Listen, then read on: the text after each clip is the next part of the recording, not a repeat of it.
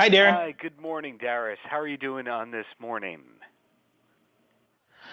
Doing well, sir. How about yourself? The same as well as anybody can be doing given the circumstances. And speaking of that, I want to talk to you about pets and what people can do to maximize their home situation with pets and all that. And you seem like the person to talk about with all that. So let me ask you, what's the number one thing that pet parents can do to keep themselves and their pets safe during this time of social distancing?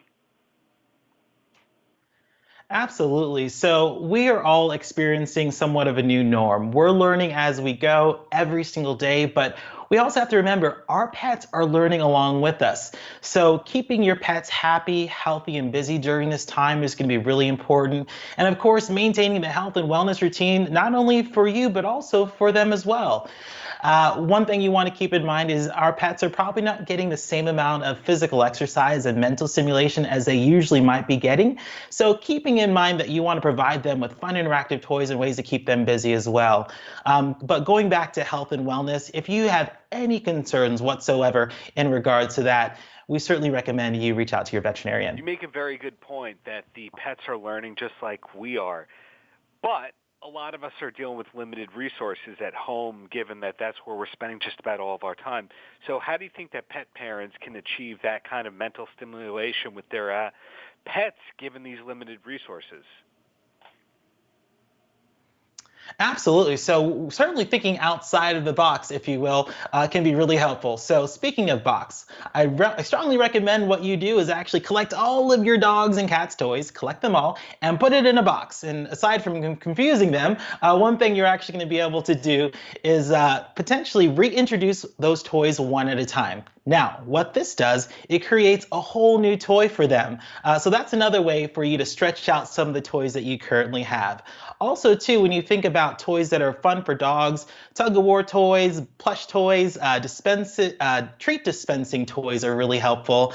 And of course, believe it or not, a cardboard box can go a long way when it comes to interacting and giving them something fun to do. Now, myself included, the workplace is the home place these days. Any tips they can give for setting up workplaces and still making them pet friendly? Right. So we certainly have new furry coworkers by working at home. So giving them a secure and safe place to be able to hang out with you is going to be really important. So having them with you in your home office, love it. Go ahead and do it. But make sure that that loose cordage, you want to make sure that's up and away from all dogs and all cats as well. So having a nice bed or a mat right next to you is going to be really helpful so they can actually rest and you can actually work. Well, one of the best things about right now is also one of the worst things where people tend to have more free time than ever. They could do whatever they want with all this time here.